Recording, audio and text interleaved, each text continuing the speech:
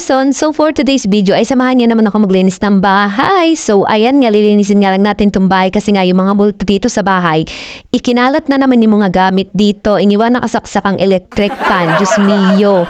Tapos ayan, yan yung mga pinagkainan ng multo. Hindi nila niligpit, hindi nila nilagay sa lababo. Ano ba yung ilalagay mo na lang sa lababo? Diyos me naman itong mga multong to. May mga katulong. So ayan, kailangan na lang natin intindihin at pabain ang ating mga pasensya. Ayan, naraglag pa yung cellphone ko. Tapos, ayan. Yung pinag-inuman, lagay ng inuman, hindi mo na nilagyan ng tubig, lagay sa rep. Diyos me, yung marmarot itong mga multong to talaga. Pag pinagsabihan mo pa, sila pa ang galit sa'yo. Kaya, ayan, tiis-tiis at mahabang pasensya lang ang person. At ayan, tamang magugasan tayo ng plato yung mga pinagkainan ng multo. Diyos me, pati ba naman baso nilagyan ng pansit? Ano ba naman buhay to? So, ayan. Inayos ko nga lang yung mga baso sa baso, plato sa plato, kutsara sa kutsara, malukong sa malukong. Ganon.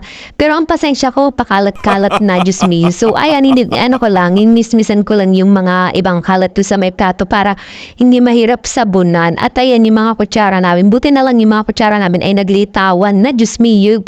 Kasi yung mga multo dito, pagkatas kumain, ewan kung pati ata kutsara ikinakain. So, ayan, inano ko lang yung tubig dun sa may kawali. Tapos, ayan, tinapon pa lang yung mga ibang kalat. Tapos, dito tayo maglalagay ng sabon sa may kawali para marami. O, diba, hindi yung pabus-bus dun sa may sponge. Ayan, naubos na nga yung sabon namin na sinasalin lang. Kaya, ayan, dito na lang ako kumuha sa bago. At ayan, yan, pabubulain lang natin yan. Tapos, unahin natin ang baso kasi ayan yung tinusa ka na aking father. Unahin ko daw yung baso tuwing magugas kami ng plato. Hindi ko alam kung baso o kutsara ba yun. Basta nakalimutan ko na kasi matagal na yun. So ayan, ugasan lang natin yung mga baso at naglabasan na rin yung mga baso namin. Ewan ko kung saan baul ba ito nang galing kung ba't na yun na lumabas. Diyos me, yung maray-mara talaga. Tapos ayan, hugas-hugas lang.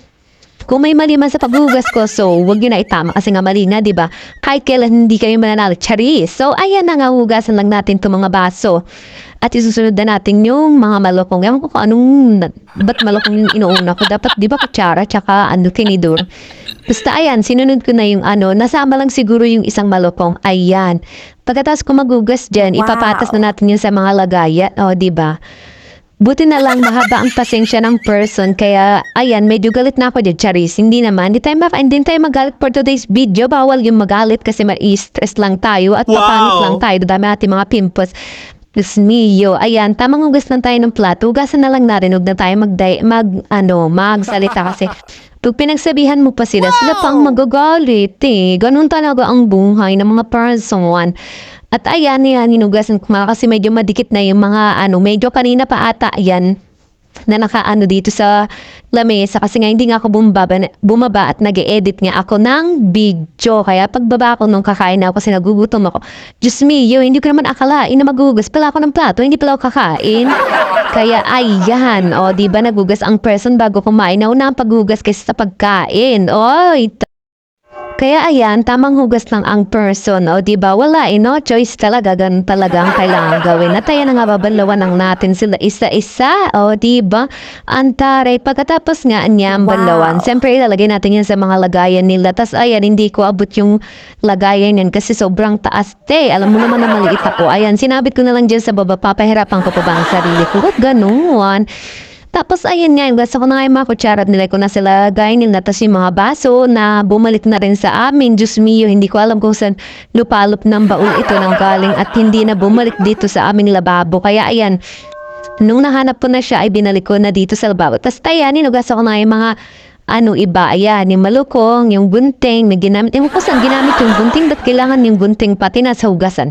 Tapos, ayan, yung mga ibang natirang kutsara, parandok mang kanin sa rice cooker. Tapos, ayan, yung mga plato, inugasan ko na din, tapos binalik ko na sa kanilang lagayan. O, diba? Antayan, medyo, na din, konti na rin yan at patapos na rin ako dyan. At pagkatapos ko nga dyan, yan, yung kawali naman ang hinugasan ko for today's video, o, diba? At ayan, ninugugan ko lang tong at pununasan ko lang tong lababo at pupunasan ko lang din yung lamesa, o, diba? Antaray, kasi nga basang-basa yung lamesa ng natunaw na yelo sa galing sa rep sa inuminan. At ayan nga, pinunasan ko nga lang to kasi nga pag nakitaya ni Tito, magagalit yun. Ayaw nun nang makalat sa bahay. Tas ayan, naisipan ko nga lumabas para bumili ng aking ulam for today's video. Diyos mio, kasi nga yung ulam ko panain ng multo. At ayan na, iwan pa nga yung susi ko, binalikan ko. Kasi nga, paano ko lalabas? Alam nga naman, tumagos ako dito sa gate. Magulat talaga ako pag tumagos ako dito sa gate. Tapos ayan, buksan ko na nga yung gate kasi nga nakalock. At ayan, no, sobrang init sa labas, te. Grabe, o diba? Tapos pag umulan, nagreklamo. Tapos pag mainit, nagreklamo. Saan ba talaga lulugar ang parang sa inyo? Charis! Tapos ayan na nga, ilalapang na nga lang tong gate. Tapos ayan, dumaan ako dito sa patay na kidaan ako. Kasi dito talaga yung daan papunta ng palengke. Shortcut to papunta ng palengke. O diba?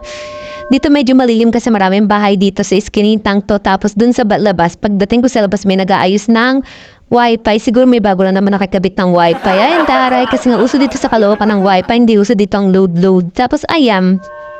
Dito nga pabibili ng talong. Ayan ang ulam ko for today's video. Alauna na ako nagumagahan at tanghalian. O diba?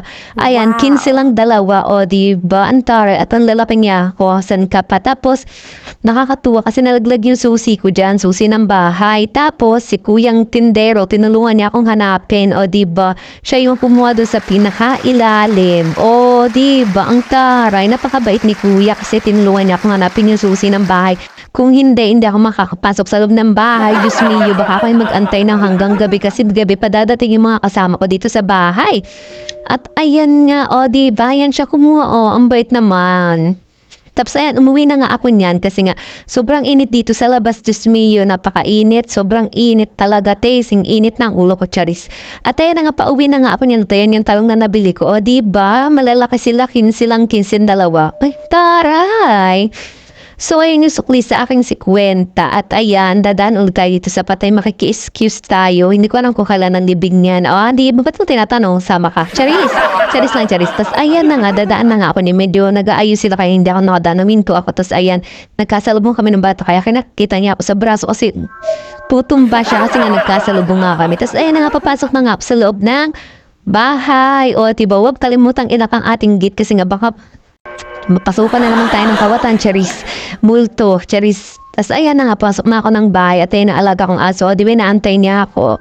So, for today's ay lulutuin na natin ang ating ulam mo. Di ba, antaray ng ulam ko. Nung nakarang araw pa ako nag-crave dito sa pritong talong. O, di ba, masarap yan kahit suka toy na may kalamansi. Ha? Basta yun na sa usawan ko, wala tayong pakailanmanan. Charis. Tapos, ayan nga, hiniwa ko na nga yung talong. Tapos, hiwain ko sana yan. Kaso bigla nagbago yung isip ko. Di ba, ganun kabilis magbago ang isip ko. O, di ba, saya kasi ang pwede pa yung ulam bukas mamayang gabi ganon. Tapos, hindi ko ang isarap kasi nga, wala ang bawang sa ilagay. Tapos, piprituin na natin to. O, di ba? Antaray, piprituin natin ang talong. Ayan, masarap na luto niya sa talong bukod sa torta. At, hinugasan ko malang yun. Tapos, itong, talong hugasan ko yan kasi baka mamaya, alam naman galing sa labas. Tapos, ayan na nga. Ayan, magpainta tayo ng kawali. Tapos, ilalagyan na natin yung talong yan. Pag mainit na yung kawali at saka yung mantika. O, diba? Ang taray ng person. Ayan, lagay ko na nga dyan yung talong. O, diba? Tapos, antayin na lang natin maluto. Para tayo ay kumain. Kaso yung ginay-video na kumakain ako. Kasi nga pala ko nagbibideo.